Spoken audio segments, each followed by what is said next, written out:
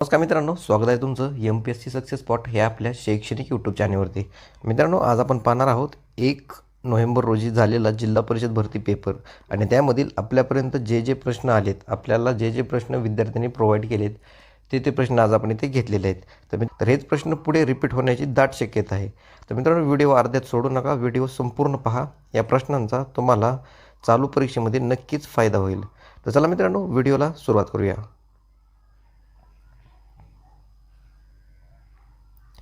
तर प्रश्न क्रमांक पहिला आहे, एकेश्वर निष्ठांची कैफियत हा ग्रंथ कोणी लिहिला आहे?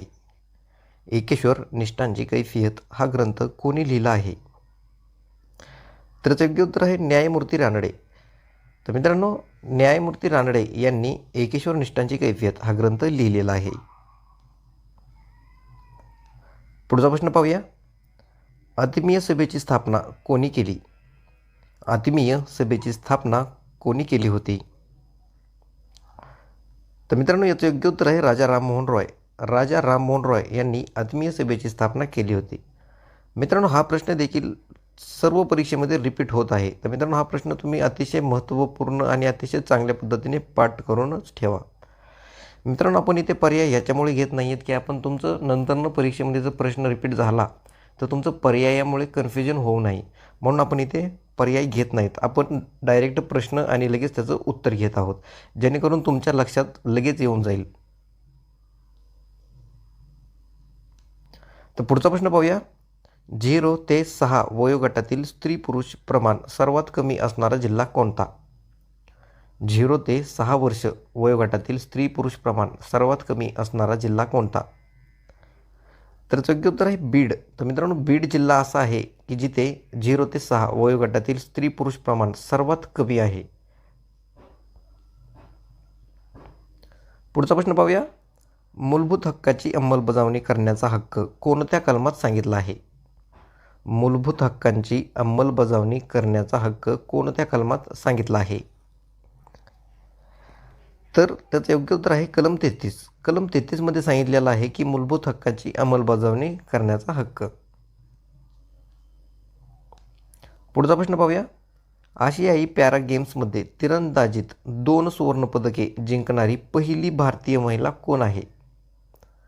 आशियाई पॅरा गेम्समध्ये तिरंदाजीत 2 सुवर्णपदके जिंकणारी पहिली भारतीय महिला कोण आहे? तर मित्रांनो, याचं योग्य उत्तर आहे शीतल देवी. शीतल देवी ही महिला आशियाई पॅरा गेम्स तिरंदाजी स्पर्धेमध्ये 2 सुवर्णपदके जिंकणारी पहिली भारतीय महिला आहे. पुढचा प्रश्न पाहूया. भारत सेवक समाजाची स्थापना कोणी केली? तर भारत सेवक समाजाची स्थापना कोणी केली? तर योग्य उत्तर आहे गोपाळकृष्ण गोखले. गोपाळकृष्ण गोखले यांनी भारत सेवक समाजाची स्थापना केली होती. पुढचा प्रश्न पाहूया. विडाल चाचणी कोणत्या रोगासाठी केली जाणारी चाचणी आहे? विडाल चाचणी ही कोणत्या रोगासाठी केली जाणारी चाचणी आहे? योग्य उत्तर आहे विषमज्वर. विषमज्वर म्हणजेच ज्याला आपण मित्रांनो टायफॉईड असं म्हणतो. तर टायफॉईड ह्या रोगासाठी विडाल चाचणी ही केली जाते. पुढचा प्रश्न पाहूया. महाराष्ट्रातील कोणते शहर 2023मधील आंतरराष्ट्रीय ऑलिम्पिक समितीच्या सत्रासाठी आयोजक म्हणून निवडले गेले? महाराष्ट्रातील कोणते शहर 2023मधील आंतरराष्ट्रीय ऑलिम्पिक समितीच्या सत्रासाठी आयोजक म्हणून निवडले गेले? तर मित्रांनो, याचं योग्य उत्तर आहे मुंबई शहर. मुंबई हे शहर महाराष्ट्रातील 2023मधील आंतरराष्ट्रीय ऑलिम्पिक समितीच्या सत्रासाठी निवडले गेलेले आयोजक म्हणून हे शहर आहे मुंबई शहर. पुढचा प्रश्न पाहूया. राज्यातील गृहिणींना सक्षम करण्यासाठी भारतातील कोणते राज्य गृह आधार योजना राबवत आहे? राज्यातील गृहिणींना सक्षम करण्यासाठी भारतातील कोणते राज्य गृह आधार योजना राबवत आहे? तर मित्रांनो, याचं योग्य उत्तर आहे गोवा. गोवा हे राज्य गृहिणींना सक्षम करण्यासाठी गृह आधार योजना राबवत आहे. पुढचा प्रश्न पाहूया. कोणत्या साली गांधीजींनी सविनय कायदेभंग चळवळ उभारली होती? 1930 ह्या साली गांधीजींनी सविनय कायदेभंग चळवळ उभारली होती. 1849 साली परमहंस सभेची स्थापना कोणी केली? 1849 साली परमहंस सभेची स्थापना कोणी केली होती? तर मित्रांनो, याचं योग्य उत्तर आहे दादोबा पांडुरंग तरखडकर. दादोबा पांडुरंग तरखडकर यांनी 1849 साली परमहंस सभेची स्थापना केली होती. आणि परमहंस सभेची स्थापना कोणत्या ठिकाणी केली होती? तर मुंबई या ठिकाणी स्थापना केली होती.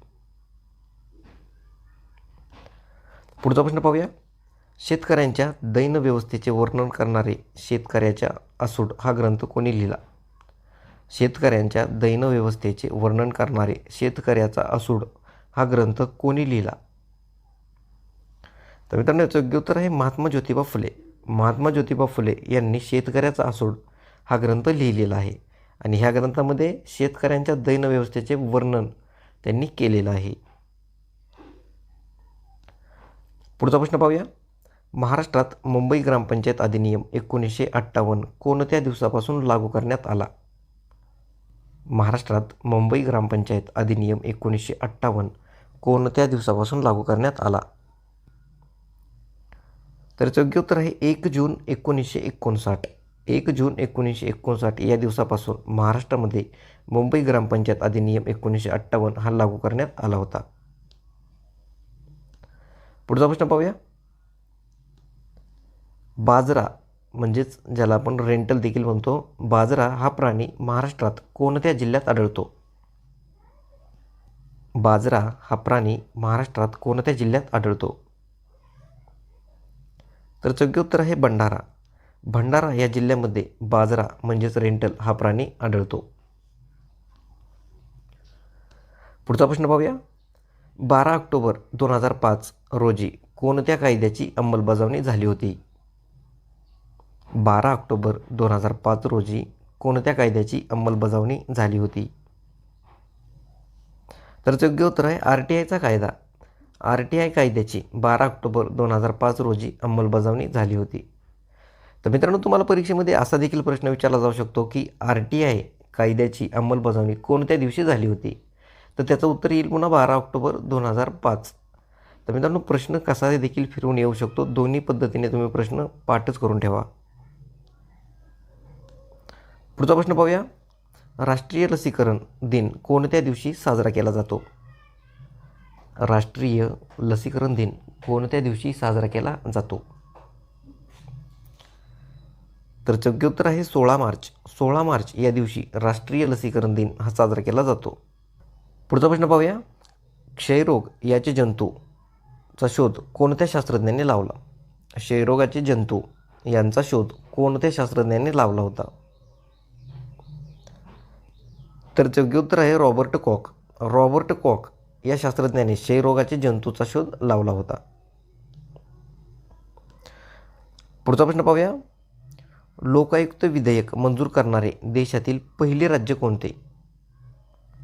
लोकायुक्त विधेयक मंजूर करणारे देशातील पहिले राज्य कोणते? तर योग्य उत्तर आहे उत्तराखंड. उत्तराखंड हे राज्य लोकायुक्त विधेयक मंजूर करणारे देशातील पहिले राज्य ठरले आहे. पुढचा प्रश्न पाहूया. चंद्राच्या दक्षिण ध्रुवावर यशस्वीपणे उतरणारा पहिला देश कोणता आहे? चंद्राच्या दक्षिण ध्रुवावर यशस्वीपणे उतरणारा पहिला देश कोणता ठरला आहे? तर मित्रांनो, याचं योग्य उत्तर आहे आपला भारत देश. आपला भारत देश हा चंद्राच्या दक्षिण ध्रुवावर यशस्वीपणे उतरणारा पहिला देश ठरला आहे. पुढचा प्रश्न पाहूया. मुंबई प्रांतातील म्हणजेच महाराष्ट्रातील पहिली राजकीय संघटना कोणती आहे? मुंबई प्रांतातील म्हणजेच महाराष्ट्रातील पहिली राजकीय संघटना कोणती आहे? तर याचं योग्य उत्तर आहे बॉम्बे असोसिएशन. बॉम्बे असोसिएशन ही संघटना महाराष्ट्रातील पहिली राजकीय संघटना ठरली आहे. पुढचा प्रश्न पाहूया. मिशन जल जीवन कधी सुरू करण्यात आले होते? मिशन जल जीवन कधी सुरू करण्यात आले होते? तर मित्रांनो, याचं योग्य उत्तर आहे 15 ऑगस्ट 2019. 15 ऑगस्ट 2019 या दिवशी मिशन जल जीवन हे सुरू करण्यात आले होते. पुढचा प्रश्न पाहूया. महाराष्ट्र राज्यातील मुख्य माहिती आयुक्त कोण आहेत? महाराष्ट्र राज्यातील मुख्य माहिती आयुक्त कोण आहेत? तर याचं योग्य उत्तर आहे सुनील पोरवाल. सुनील पोरवाल हे महाराष्ट्र राज्यातील मुख्य माहिती आयुक्त आहेत. तर मित्रांनो पुढचा प्रश्न पाहूया. प्रधानमंत्री सुरक्षा विमा योजना 18 वर्ष ते डॅश डॅश वर्ष वयापर्यंतच्या लोकांसाठी आहे.